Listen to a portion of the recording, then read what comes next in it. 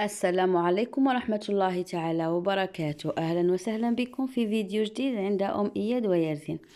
الفيديو تاع اليوم قنبلة، علاج رائع 3 أمراض، علاج فعال 3 أمراض اللي هي السعال وأمراض الجهاز التنفسي، نقص فيتامين دي في الجسم وأمراض الجهاز الهضمي. كما راكم تشوفوا معايا الكرموس وهو التين المجفف اللي كامل الناس يعرفوه. حكمت كمية تاع التين المجفف تقريبا 1 كيلوغرام، أي نقسم فيها الحبة على 2. إلا عدو الحبات كبار تقسموها على 4. نحلها هذيك العظمة اللي على جهة، ونشوف إلا كاينة حبة فيها الدود ولا فيها السوسن نرميوها. كامل تعرفوا الفوائد تاع التين المجفف، كي ناكلوه وحده الفوائد تاعو، وكي ناكلوه بالزيت، كي ناكلوه بالثوم فيه فوائد كبيرة لأنه من شجرة مباركة. وكذلك زيت الزيتون ثاني. شوفوا هنا لقيت الدودة في واحد الحبة رميتها. شوفوا حطيت كامل التين تاعي في الكسكاس يتفور، فورته ميم با 8 دقائق، مانيش نحوس عليه حتى يطيب ويتحرحر.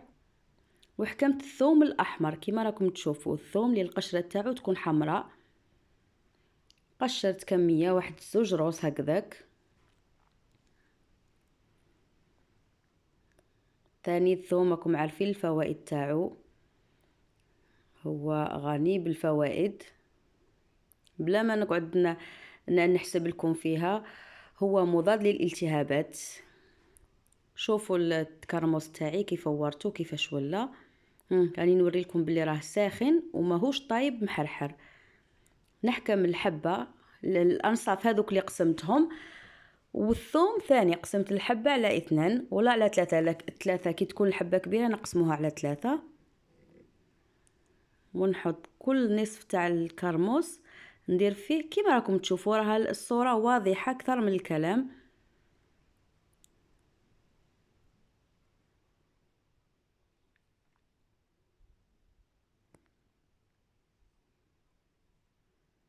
يقول العلماء أنه يعالج مشاكل تراكم الكوليسترول في الجسم.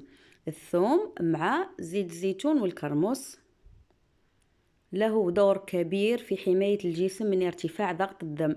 يخي نعرفوا باللي اللي تعود طلعت لهم لا تونسيون ياكلوا سنة تاع الثوم راح تهبط لهم هذيك لا تونسيون.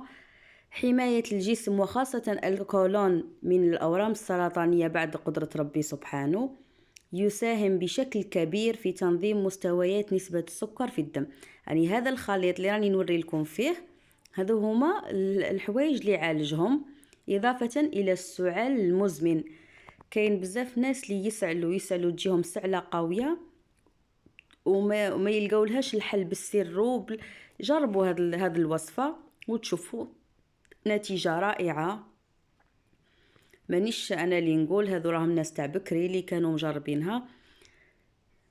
يتناولوها في الصباح قبل الافطار. شوفوا ومن بعد نهز كميه تاع زيت زيتون، درتهم كامل في بلاره. درت زيت زيتون تقريبا نصف لتر تاع زيت زيتون، فرغته في هذيك البلاره. هنا خليت كميه ما درت لهاش الثوم، خليتها في البلاره في البوكال الصغيره هذيك، اكيد بعد ما غسلتها مليح وعقمتها.